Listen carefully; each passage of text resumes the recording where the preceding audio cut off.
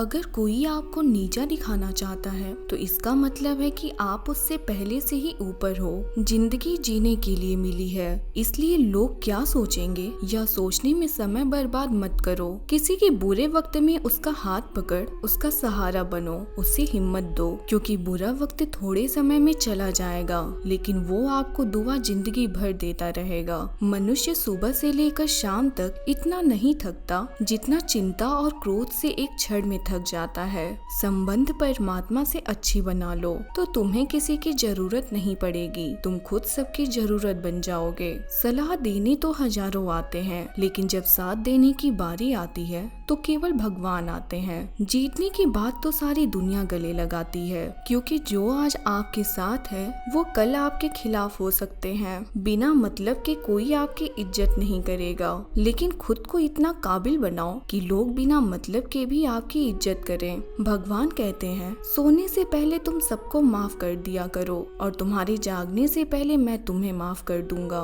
भगवान ऑक्सीजन की तरह हैं, जिन्हें आप देख नहीं सकते लेकिन उसके बिना आप रह भी नहीं सकते। कोई और तुम्हारी मदद नहीं कर सकता, अपनी मदद स्वयं करो। आप खुद के सबसे अच्छे मित्र हैं और सबसे बड़े दुश्मन भी। इंसान तब समझदार नहीं होता जब वो बड़ी बातें करने लगे, बल्कि समझदार तब होता है जब वो छोटी छोटी बातों को समझने लगे। आप किस समय सही थे इसे कोई याद नहीं रखता, लेकिन आप किस समय गलत थे ये सब याद रखते हैं। सब दुख दूर होने के बाद ही मन प्रसन्न होगा, यह आपका भ्रम है। मन प्रसन्न रखो, सब दुख दूर हो जाएंगे, यही हकीकत है। किसी भी व्यक्ति की अगर कोई बात बुरी लगे तो दो तरह से सोचो। यदि व्यक्ति महत्वपूर्ण है तो बात भूल जाओ, और अगर बात महत्वपूर्ण है तो व्यक्ति को भूल जाओ। रिश्तों का संबंध केवल रक्त से नहीं होता, जो मुसीबत में हाथ थाम ले उससे बड़ा कोई रिश्ता नहीं होता। भगवान कहते हैं तुम सब कुछ मुझे सौंप दो, सारा दर्द परेशानी और सच्चे मन से मुझे याद करो, धीरे धीरे तुम्हारा जीवन बदल जाएगा।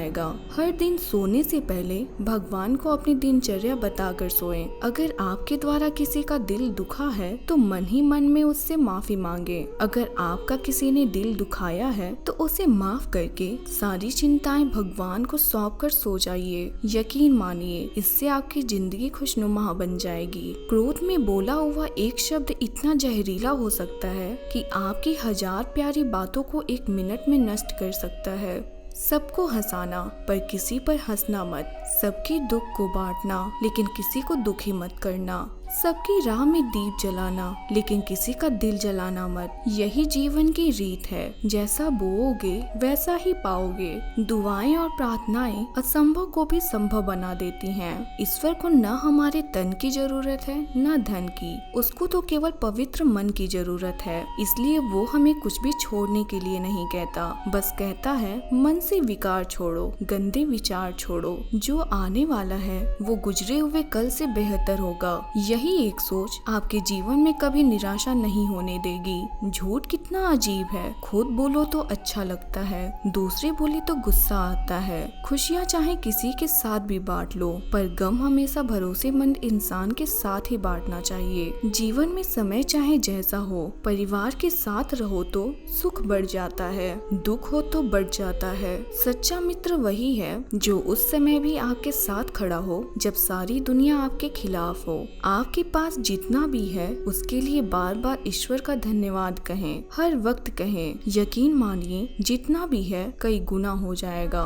प्रार्थनाएं और ध्यान इंसान के लिए बहुत जरूरी है, क्योंकि प्रार्थना में भगवान आपकी बात सुनते हैं और ध्यान में आप भगवान की बात सुनते हैं। श्री कृष्ण से कितना कुछ छूटा, पहले माँ छूटी, फिर पिता छूटे, फिर जो नंद किशोर मिले वो भी छूटे, संग साथी छूटे, राधा भी छूटी, गोकुल छूटा, फिर मथुरा भी छूटा। श्री कृष्ण से जीवन भर कुछ न कुछ छूटता ही रहा। नहीं छूटा तो वो था देवत्व, मुस्कान और सकारात्मकता। श्री कृष्ण दुखी नहीं बल्कि उत्साह के प्रतीक हैं। सब कुछ छूटने के बाद भी कैसे खुश रहा जा सकता है ये श्री कृष्ण से अच्छा कोई नहीं सिखा सकता। इसलिए हमेशा खुश रहें, सदा मुस्कुराते रहें। जीतने का मजा भी तभी आएगा जब लोग आपकी हार का इंतजार करेंगे। गीता में लिखा है यदि आपको कोई अच्छा लगता है तो अच्छा वो नहीं, अच्छे आप हैं, क्योंकि उसमें अच्छाई देखने वाली नजर आपके पास है। अपनी पीड़ा के लिए संसार को दोष मत दो, अपने मन को समझाओ। तुम्हारे मन का परिवर्तन ही तुम्हारे दुखों का अंत है। सोच और नियत अच्छी रखिए, फिर आपके कष्ट प्रभु स्वयं दूर कर देंगे। याद रखना, भगवान से उम्मीद कभी छोड़ना नहीं और दुनिया वालों से उम्मीद कभी रखना नहीं। सुख दुख एक सिक्के के दो पहलू हैं। जहाँ सुख होगा वहाँ दुख भी होगा, जहाँ दुख होगा वहाँ सुख भी होगा। इसलिए सुख दुख के बारे में बिना सोचे निरंतर अपने लक्ष्य को प्राप्त करने के लिए प्रयास करते रहना चाहिए। एक बात हमेशा याद रखना, किसी के सामने गिड़गिड़ाने से न प्रेम मिलता है न इज्जत। इसलिए अपने स्वाभिमान को जिंदा रखो। कोई अगर आपकी किस्मत में होगा तो वो आपके पास खुद ही चल कर आएगा। दूसरों को हराने का मौका मत दो, बस खुद को आगे ले जाने की जिद पालो। कभी हार न मानने की आदत ही एक दिन जीतने की आदत बन जाती है। केवल दो चीजें ही मनुष्य के भाग्य का निर्माण करती है।